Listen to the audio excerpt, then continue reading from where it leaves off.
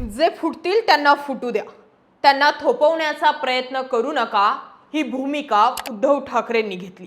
आणि म्हणून कदाचित उद्धव ठाकरेंना सोडताना आमदार खासदारांच्या मनात कुठलंही प्रेशर येत नाही. एकदा ते गेले की ठाकरे त्यांना पुन्हा आणण्यासाठी बोलवण्यासाठी कुठले प्रयत्न करणार नाही, हे या आमदार खासदारांना ठाऊक असतं. पण अगदी याच्या विरुद्ध अँगल हा शरद पवारांचा असतो.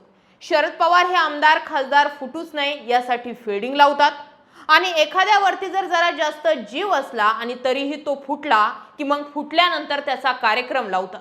उदाहरण घ्यायचं झालं तर धनंजय मुंडे.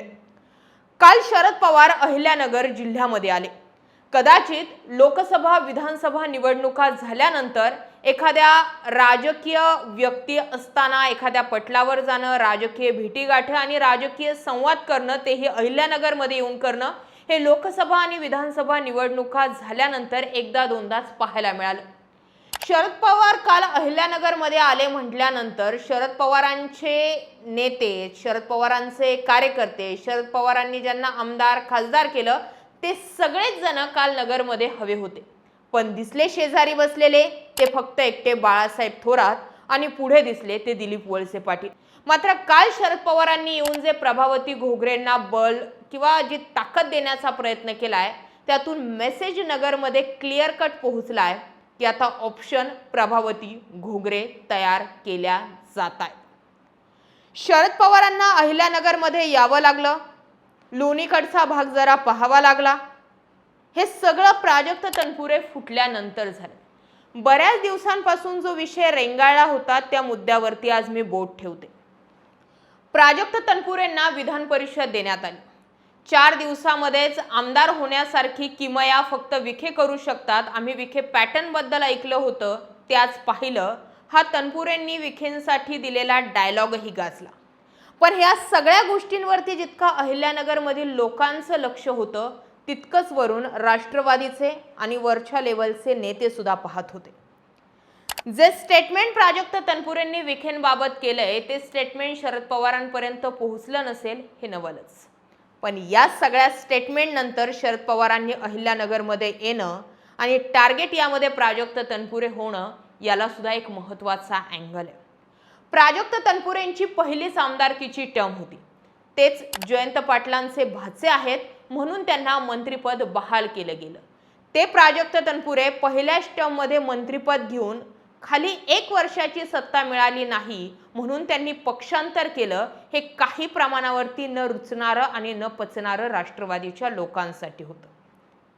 या गोष्टी बाजूला ठेवा की त्यांची कोंडी किती झाली, कार्यकर्त्यांना ताकद दिली नाही दिली, जिल्ह्याचे समीकरणं बदलली कशी होती, पण थोडं काही गळ्यापर्यंत आलं की माणसाने मान टाकली. ही गोष्ट शरद पवारांना खटकली असावी आणि म्हणून काल पवारांचं नगरमध्ये येणं महत्त्वाचं होतं. आता प्रभावती घोगरेंकडे खरंच तितकी ताकद आहे का?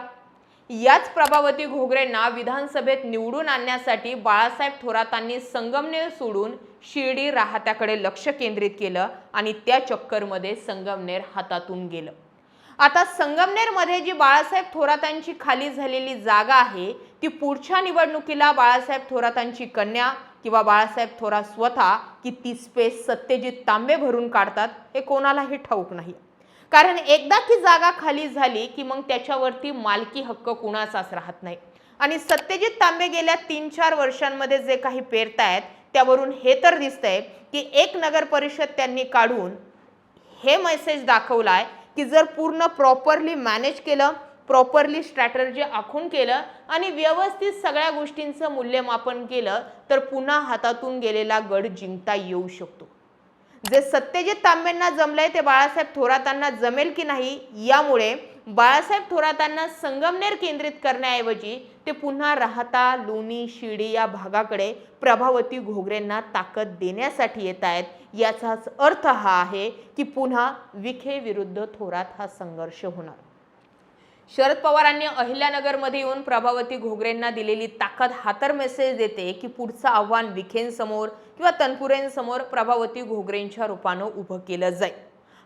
आता हे सिस्टमॅटिकली जमतं की नाही कारखाने, संस्था, कॉलेज, शाळा, पैसा या सगळ्या समीकरणं आणि या पलीकडे गेल्या म्हणजे सुजय विखेंचा लोकसभेला पराभव झाल्यानंतर सुजय विखेंनी 2 वर्षात जे जिल्ह्याचे समीकरण सगळे 360 डिग्रीत फिरवून ठेवलंय, सगळ्यावर वन हँड आपला कब्जा मिळवलाय किंवा असं म्हणता येईल की वन साइड आपला पॅटर्न राबवलाय, या सगळ्या पॅटर्न मध्ये आता दुसरा कोणी फिट बसेल की तो अनफिट होईल, या पुढच्या चर्चेचा भाग किंवा पुढच्या राजकीय समीकरणांचा भाग. पण हे फिक्स झालंय की आता प्रभावती घोगरे यांच्याच रूपानं शरद पवार एक पर्याय शोधतायत. आता हा शोधलेला पर्याय विखेंसाठी आहे, प्राजक्त तनपुरेंसाठी आहे की जे फुटणार आहेत, फुटतील या शंका आहेत, किंवा जिल्ह्यातून जी महाविकास आघाडी पूर्ण सपाट होत आलेली आहे त्यावर काही प्रमाणावरती मुरुम खत टाकण्यासाठी प्रभावती घोगरे हा पर्याय, यावरती सेपरेट विश्लेषण करावं लागेल. पण शरद पवारांनी आपली बारामती सोडून अहिल्यानगर जिल्ह्यामध्ये येणं, प्राजक्त तनपुरेंनी भाजपमध्ये प्रवेश करणं, तेही त्यांना पहिल्या टर्ममध्येच मंत्रिपद दिलेलं असताना, या सगळ्या गोष्टी सांगतायत की जसं धनंजय मुंडेंना शरद पवार डोक्यात ठेवून चालले, तसे आता इकडे राहुरीमध्ये प्राजक्त तनपुरेंना तर शरद पवारांनी डोक्यात ठेवलेलं नाहीये ना, हा प्रश्न. आता या सगळ्या गोष्टींमध्ये जिल्ह्यातील समीकरण तर बदलत जातील, पण एक तर फिक्स झालंय की पुन्हा पवार विरुद्ध अहिल्यानगरमध्ये नेमकं विखे येतात की तनपुरे येतात हे पाहावं लागणार आहे. जयंत पाटलांमुळे काही काळ शरद पवार गप्प बसूही शकतात, पण जे मंत्रिपद रोहित पवारांना हवं होतं ते मंत्रिपद प्राजक्त तनपुरेंना मिळतं आणि ते प्राजक्त तनपुरे भाजपमध्ये जातात, हे पवारांना रुचलं पचलं असेल असं वाटत नाही. सध्या कोपरगावमधून विवेक कोल्हे विखेंना अपोजिट चालतायत, तिकडनं कर्जत जामखेडमधनं राम शिंदे आहेत.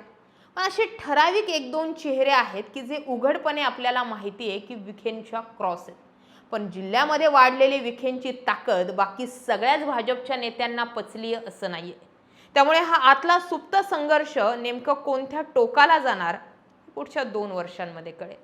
आता जे विखेंच्या विरोधात नाराज आहेत किंवा जे गळण्यासारखे आहेत, असेच गळाला लावण्याचा प्रयत्न शरद पवार करतील. या सगळ्या घडामोडींकडे तुम्ही कसं पाहता, कमेंट सेक्शनमध्ये जरूर व्यक्त व्हा. शरद पवारांनी प्रभावती घोगरेंना दिलेली ताकद ही उद्याच्या काळामध्ये विखेंसाठी पर्याय म्हणून ठरू शकते की विखेंनी आता इतक्या वरती मजल मारली आहे की तिथपर्यंत पोहोचता पोहोचता कमीत कमी एखाद्या आमदार खासदाराच्या पुढच्या 1-2 टर्म जातील. प्रॅक्टिकली विचार करून सांगा. जय महाराष्ट्र.